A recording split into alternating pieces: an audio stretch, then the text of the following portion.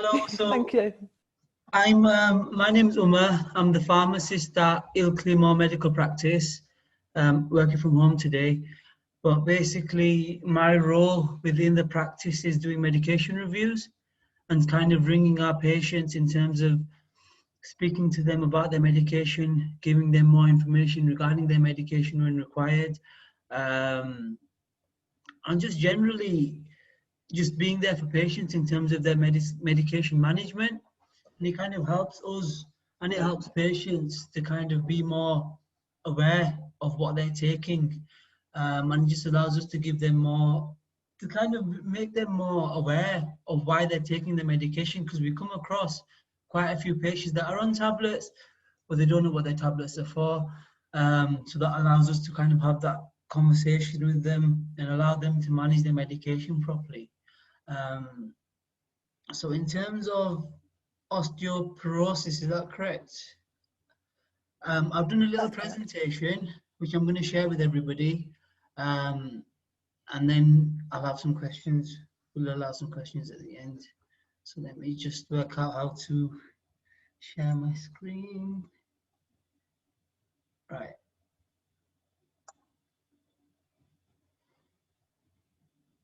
Sorry, spare with me 1 second.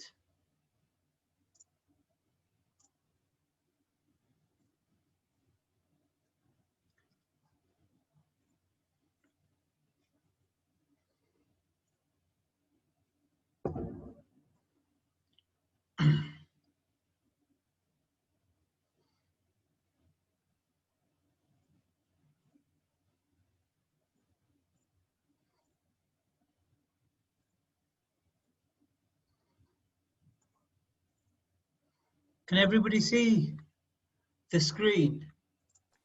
Yes, I can, yeah. Right, okay. Now, it's covering the bit where I need to start. Right. So osteoporosis. What is osteoporosis? Osteoporosis is a condition where your bones can become basically more prone to fractures over years. So your bones become weakened, and that can be due to a lot of different reasons. Now, the science behind it is basically there are two cells which kind of make and break bone.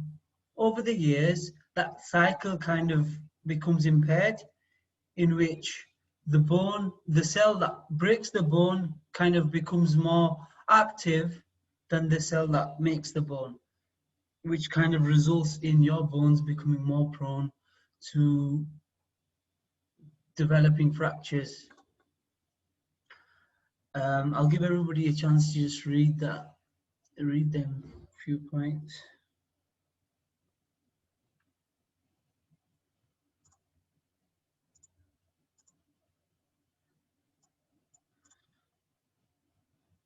So there are many causes of osteoporosis.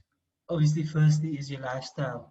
Having a low body weight, so meaning your BMI is less than 21, kind of gives you more likelihood of developing osteoporosis, as well as smoking, alcohol. And another thing that can cause osteoporosis is your balance and coordination. So obviously some people don't have as much balance as others, and as well as their coordination as well. And then there are factors that you can't change, which is obviously genetics. If your parents previously broke a hip, there are studies that show that you are more likely to develop osteoporosis as you grow up. And obviously your skeleton as well, if it's weaker, generally, you're more likely to fracture. Age, so your peak bone mass your bone mass peaks in your early 30s, and then as you kind of get older, that cycle kind of starts to become impaired. So the older you get, you're more likely you are to get osteoporosis. Gender as well, so women, because as you get older and develop that, they go to that menopause stage, the estrogen levels kind of decrease, and estrogen is kind of one of the factors that keeps your bones strong. Once the estrogen level decreases, you are more likely to get osteoporosis. Afro-Caribbeans are less likely to develop osteoporosis due to their history, bigger, stronger bones. And I've put history there in terms of, so that's kind of putting everything into consideration, the genetics, your age, if your parents had it previously, etc. Now, there are other things that can cause, so if your parents didn't have osteoporosis and your bones were pretty strong, and then you were put on something like a steroid for another condition, for rheumatoid arthritis or something like that, that actually can cause you to develop osteoporosis later on in your life. So what these medications can do is weaken your bones, and obviously weakened bones lead to the fractures, which then lead to the development of osteoporosis. So steroids, if you're epileptic, if you've previously had breast cancer or prostate cancer, both of them are linked to developing osteoporosis later on in your life. And then there's the pre-existing conditions. So there's rheumatoid arthritis, which is already a condition that affects your joints. And then you've got conditions that cause the low levels of estrogen, as I mentioned before. If you've got low levels of estrogen, you are more likely to develop OP. And then testosterone has also been linked to development of OP later on. So if you have lower levels of testosterone, you can get OP. Hyperthyroidism, hyperparathyroidism, and then there's conditions that affect your absorption. So Crohn's, colitis, IBS, and celiac disease, because you're not absorbing as much calcium as you need to keep your bones strong. Therefore, you can develop that risk of OP later on in life. So when a patient goes to a doctor and they kind of feel as though they might have osteoporosis, they kind of work through the risk groups, and these are the high risk groups I mentioned in the slide in front of you. So high risk is a woman over the age of 65, a man over the age of 75. Like the risk factors that I mentioned before, so if your parents have had hip fractures before, they've had OP before, you're on steroids, anything like that, that adds to your risk of developing osteoporosis. So then age kind of decreases with the risk factors. So if you're over 50 and you're on corticosteroids long term, so which is prednisolone, dexamethasone, anything really that can increase your risk of developing osteoporosis, a patient over the age of 40 would then be screened to test for osteoporosis. And likewise over 40, but then obviously the factors kind of increase if you've got more than two factors. You've had fractures in the past of the spine, hip, forearm, or the humerus, and you're on steroids, you're on other medication, for example. And then we evaluate the risk of your fracture by doing what we call a FRAX, or a Q fracture.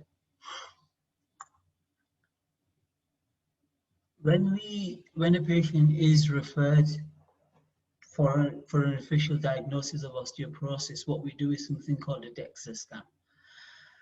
The DEXA scan ultimately gives you a score called the T-score. Above -1, normal, between -1 and -2.5 shows that there's some sort of bone loss developing, but that's osteopenia. I didn't mention that actually, but that's actually mentioned in the first slide. So there's osteopenia and there's osteoporosis. I'll go back to that in a second. But then if your T-score is below -2.5, so -3, it shows that there is definitely bone loss and it's defined as osteoporosis. Let me just go back to the osteopenia, so the first slide. Sorry, one sec.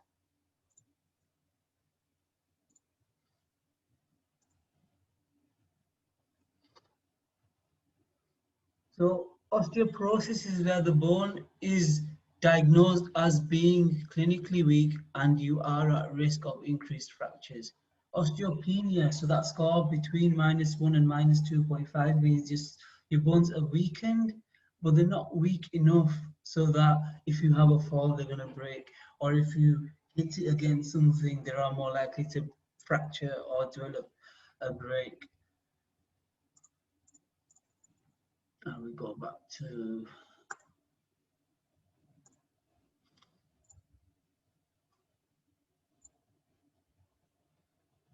and then we come to the treatment.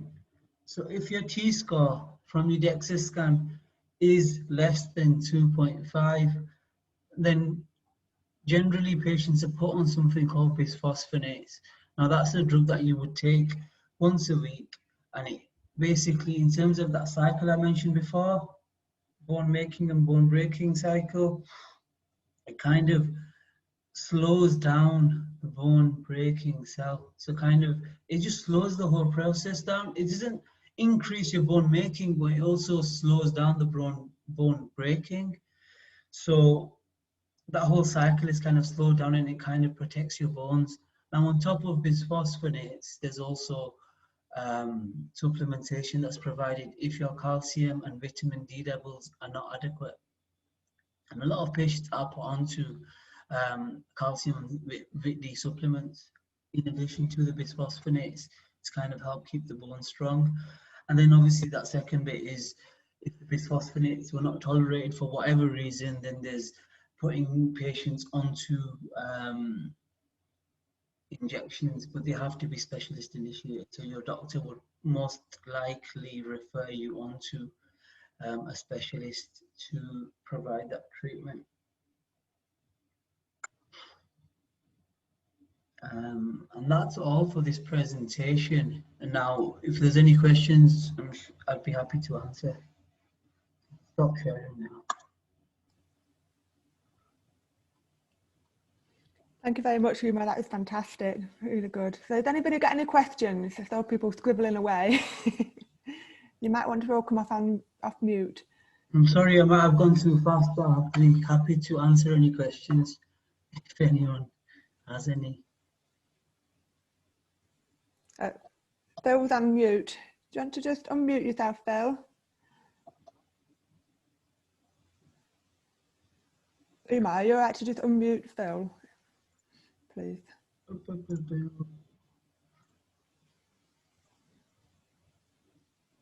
I can't find Bill.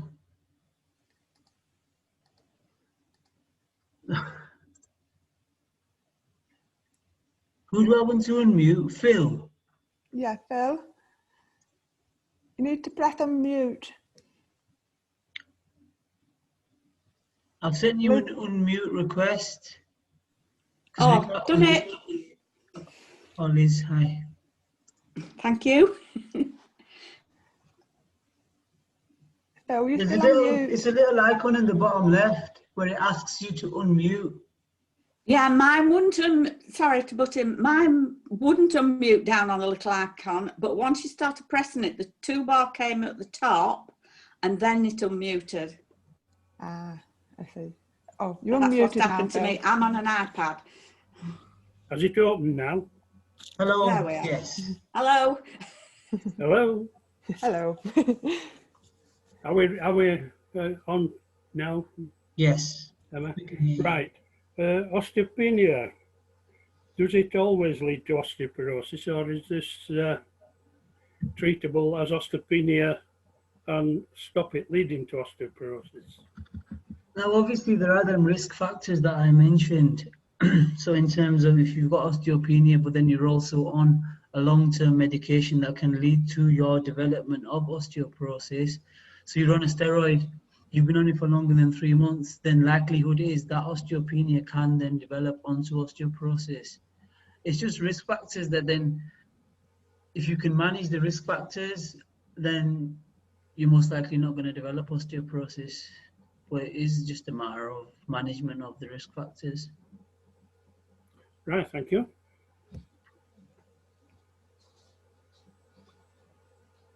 Anybody else got any questions? Somebody waving there. You just need to unmute yourself before you start talking.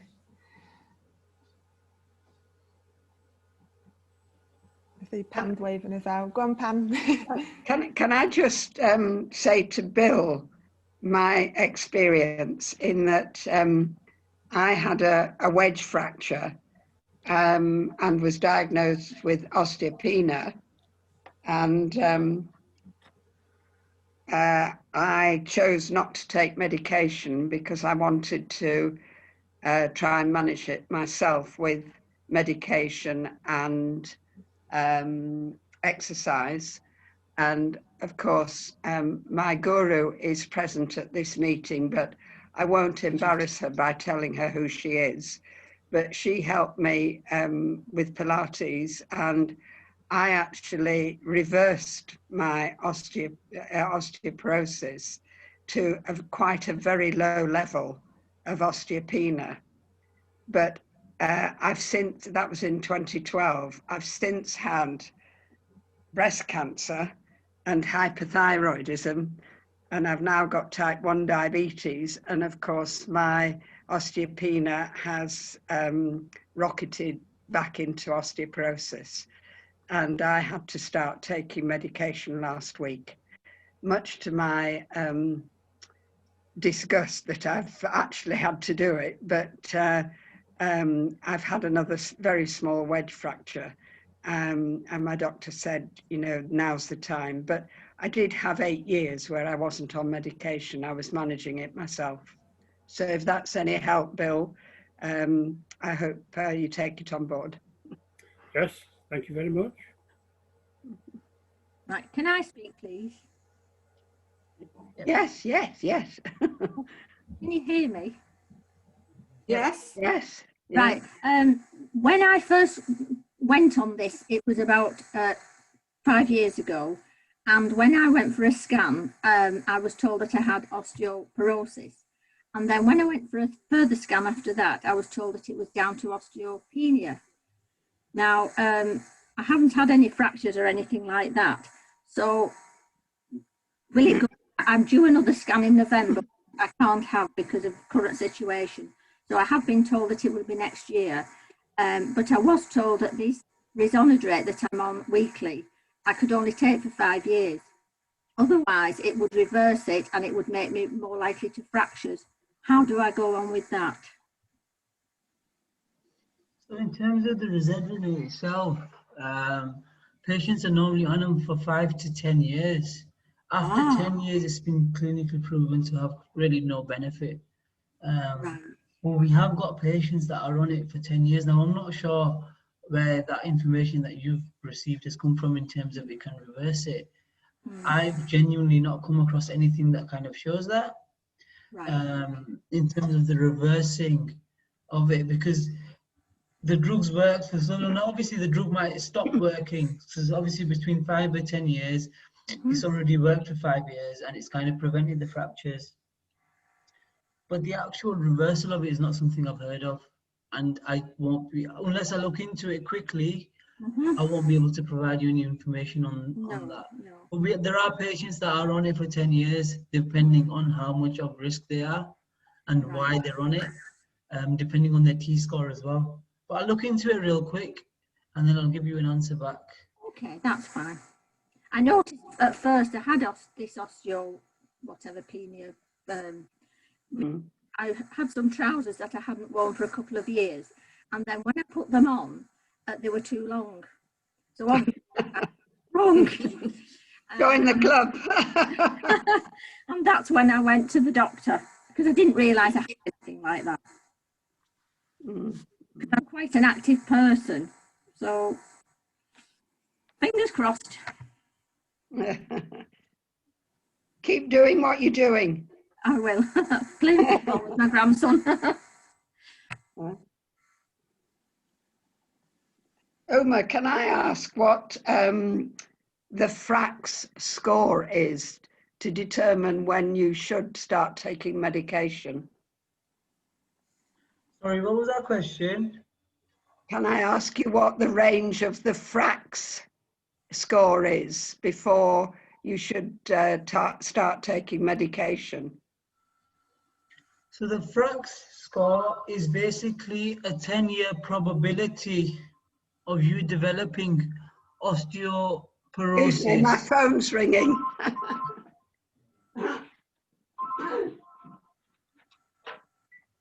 Hello.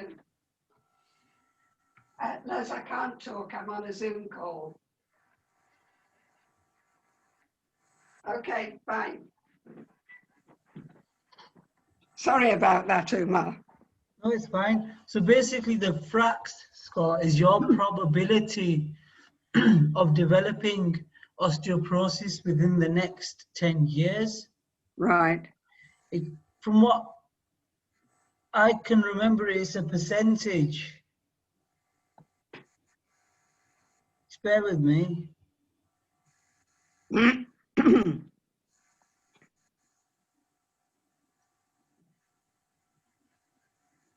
So I just keep this conversation going while we're waiting. Mhm. Yeah, of course. Yeah, yeah. Right, the FRAX score was developed by Professor Eastell at Sheffield, where he's the big researcher in osteoporosis. And you can just go on it and have a look, and it's all personal to you. You can just put all your details in, Pam, like you have loads to put in, and it comes out with a score at the end. So I don't think it's like the DEXA scan. Right. It's not like It doesn't give a block where you know if you pass, you know, minus 2.5, you're into osteoporosis. I think it's personal to you and your conditions. Yeah. Right. Yeah. Right. So that's what the FRAX is. Yeah, I'm just asking because my doctor last week told me my FRAX score was 19. Yeah. So Well, if you- it is a percentage. That's Yeah. the percentage. So basically, if you are, the higher the percentage, the more likely you are to develop OP within Yeah. the next 10 years. The kind of baseline is between 5% and 20%, where they are patients at high risk. And obviously, the higher percentage you go, the more likely you are to develop it. It doesn't mean you've got it, but it just means that you are very highly likely to develop Right. it at a percentage of 19%. Right. Right. Mm. Okay. Thanks, Good. Liz. Thanks, Umar. Mm. So could I ask Umar a question, please? Yeah, of course. Are there any drugs, if you do the bisphosphates, they work on the osteoclast, don't there? Are there any drugs coming that you know of that work on the osteoblast, the part that builds the bone, rather than on the osteoclast that break the bone down? Do you know of anything? Because I did, many years ago, I did take strontium, but they stopped prescribing that, and that was a drug that was supposed to help you build bone rather than stop the the breakdown. Strontium's not been available to prescribe in a very long time now. Yeah, I know. That we recommend. There are other drugs that are prescribed, such as there's the injection form, which is the denosumab. Yeah, but that's still a bisphosphate. That's still a bisphosphate, isn't That's it? still a bisphosphonate, but it kind of helps in terms of patients that don't tolerate the tablets. So that is normally the next line of treatment that we go down. After that, I don't have enough information regarding osteo-OP to kind of. Okay. I'm sorry. That's okay.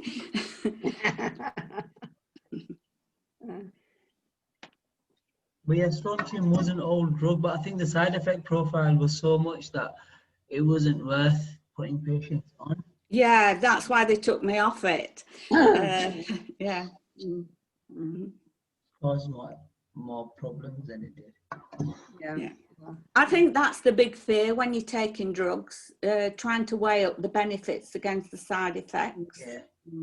Yeah. I think when a patient starts taking a drug, the side effect likelihood initially is a lot higher, but the longer you take the drug, your likelihood of getting that side effect kind of decreases, and especially the common side effects.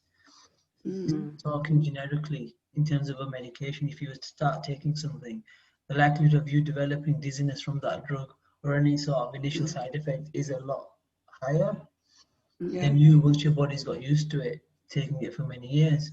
Now, especially with the alendronic acid and the bisphosphonates, like somebody's only started on it last week, what I would advise is you've got to look out for any sort of changes in terms of developing any sort of new reflux, any jaw pain, and they're the two side effects where we would straight away say stop taking the tablet.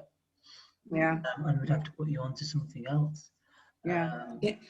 But what would you suggest then that they would put you on? You'd have to see a specialist and go on the dense sub. Is that Well, what I you're mean, saying?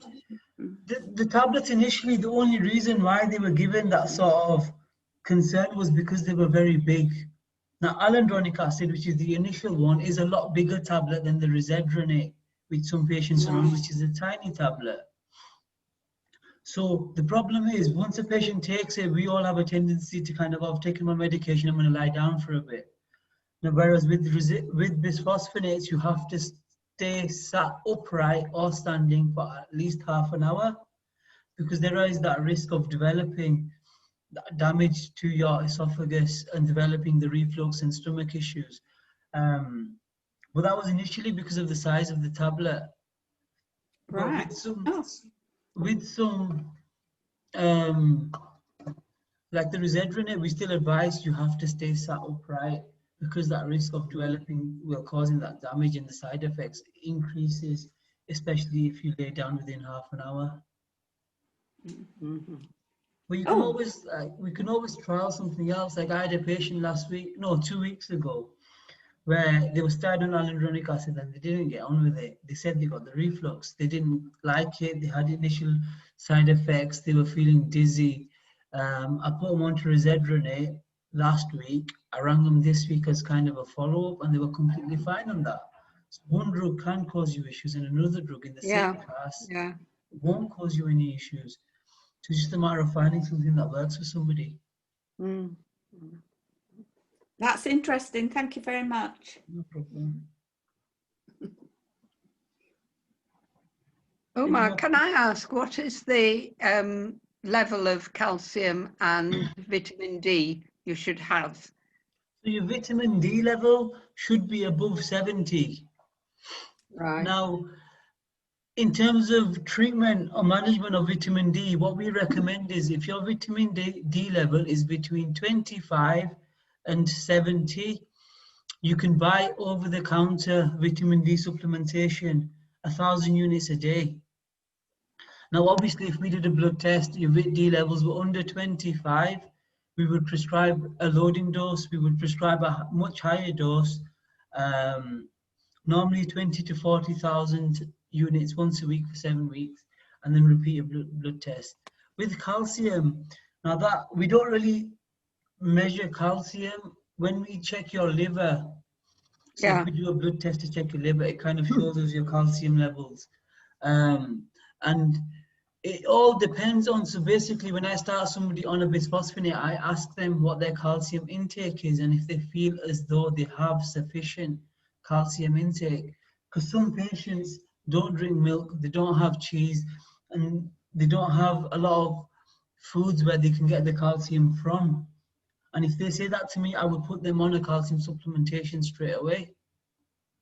Some patients may say we have sufficient calcium intake, I have a lot of milk, I have cereal, wherever they can get the calcium from they have, and then we'll do the blood test, and normally it's between 2 and 3, which kind of shows us is sufficient, but I'm going to double check that because I don't want to give you wrong information. No, I'm asking because I do take calcium supplements, but that was a result of when I had my thyroid out, my calcium levels dipped drastically. Yeah. And the consultant said that I would have to take calcium tablets. And I've just had a liver profile done, and mine was, I think, 2.4. Yeah, so the levels are meant to be, I've just double checked, and they're between 2.2 and 2.6, which is the normal range for calcium. Right. So I would say that yours are pretty much within range. Yeah, but that's only because I take the calcium tablets. Yeah. Yeah. When you have your thyroid taken out, it's the hyperparathyroidism that can cause reduced Vit D levels. And obviously with yourself, with you having no thyroid gland, you are at risk of developing Thank you. hypocalcemia. Yeah. What does the result of having a thyroid gland removed, how does that affect the calcium? Let me just double check.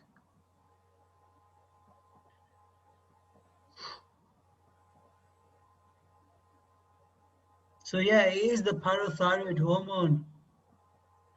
So that's developed by the thyroid gland, and removal of that decreases your PTH, the parathyroid hormone levels, which then decreases calcium. But I don't know more in terms of the science behind that, unfortunately. But it does decrease your calcium levels in the. If I can look into it for you if you want. But No. that's all I know in terms of that. The PTH reduction reduces calcium. So if I was just wondering how the lack of thyroid gland affected the calcium. So that's because the thyroid gland produces the calcium. No, the thyroid gland doesn't produce your calcium. Your calcium comes from other measures. But the calcium, for it to be processed, I'm presuming it's because of the chemical that the thyroid gland produces, which is called the PTH, the parathyroid hormone. Reduction of that prevents the calcium from being processed in the body. So it doesn't produce calcium. A gland can't produce calcium, but it can prevent it from being absorbed. Same way, if somebody's got Crohn's or colitis or any sort of inflammatory bowel disease or anything that prevents absorption from the bowel, they're at risk of developing, or they're at risk of decreased calcium levels purely because their bowels are not working as well as a bowel of a healthy individual. Yeah. That would then decrease your calcium from being absorbed from your food, which will then in turn lead you to decreased calcium levels. Thank you. No problem. Can I ask a question, please? Can you have too much calcium?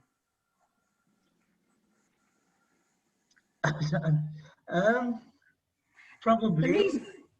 The reason I'm asking, you can.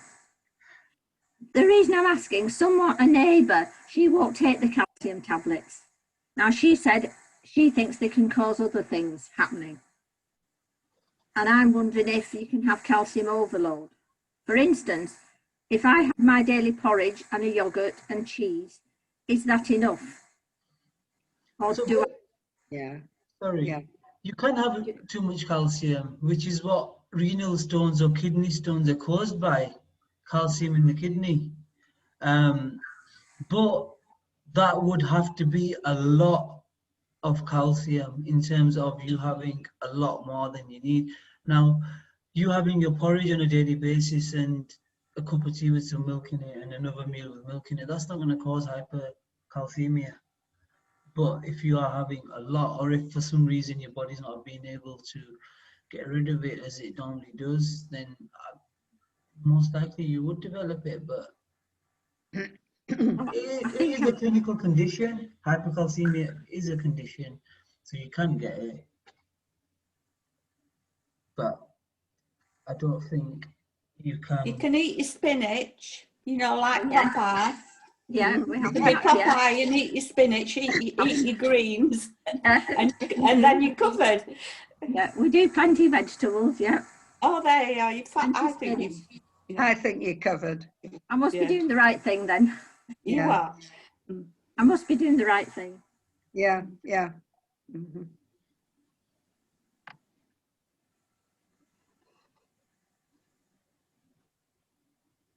Has anyone got any more questions? Nope. I haven't, no. No. I have to say you've been very helpful indeed, Uma. It's been a really good session, that. And I think it's been a really good session too. Yeah. I'm sorry I've not been able to provide as much information, but I've just literally made the presentation, I think 2-3 weeks ago in preparation of this, and other factors have kind of affected me in looking into it a lot more. I've had a lot of other stuff going on. So I didn't have as much time to look into everything else. But well, I personally am very appreciative of what you've told us and the answers you've given to our questions, Uma. oh, thank you. Yeah, and I will tip up. I was Pam's Pilates teacher. And I am still researching exercise for osteoporosis, and I am doing a special thing at the moment. And when this horrible thing goes away and we can re-meet, I'll tell you what I'm doing. Oh, lovely, lovely. Is that okay? Perfect. Uma, I have to tell you that Liz is a guru on osteoporosis and Pilates, and what she doesn't know isn't worth knowing. I think I realised with the questions she was asking me, because she's probably knows a lot more than me. I think she does. I think she does. Put me on the spot a couple of times. Yeah. I am doing research. It's coming out of Australia, believe it or not. And it has been tested, and they are improving bone with exercise. They are. Yeah. But well, it's specific. It's specific. It's more specific than Pilates. It is just certain moves. But as per usual, I'm being the guinea pig for myself. As I have got osteoporosis, I am being the guinea pig. So good. I'll let you know when we resume normal service how it's working for me. I think if you ask me to do Pilates, I'll probably break a couple of bones and not make it. My bone health will probably deteriorate very quick. No, they wouldn't. No, they wouldn't. It's the best exercise I know, not just for osteoporosis, but for any mobility issues. You know, to my mind, I've been doing it 20 years now, and I think I am where I am. I'd have been in a far worse place if I hadn't done Pilates. I would just say, just keep moving. Yeah. You know, whatever your choices, anybody that's there, whatever your choices, keep moving. You know, if it's walking every day, walk every day. You do need to just choose a weight bearing exercise. Cycling isn't a weight bearing exercise. Swimming isn't weight bearing. Just choose a weight bearing exercise, be it Pilates or walking, or keep moving. Because what you don't want is something called sarcopenia. And as we all retire, I'm retired too, and think, oh, this is the time to sit around and read a lot and everything. Just keep moving. Yeah. For everything, not just for osteoporosis, for everything, for your brain health, everything. Yeah. Brilliant. Well, thank you very, very much, Uma, for coming, and fantastic talk. And thank you to the audience for such really good questions today. I thought it was brilliant, really good engagement. So we'll be sending out the link for the next one, hopefully in a month's time. You'll get an email or a phone call to alert you when that's going to be. If you've got any suggestions for topics, future topics, again, send an email to me. It'd be great to have your feedback. But thank you very much again, and thank you, Uma. That was really good. Thank you. Thank you for putting it on. Thank you. Bye. Bye. Bye. Bye. Bye. Bye.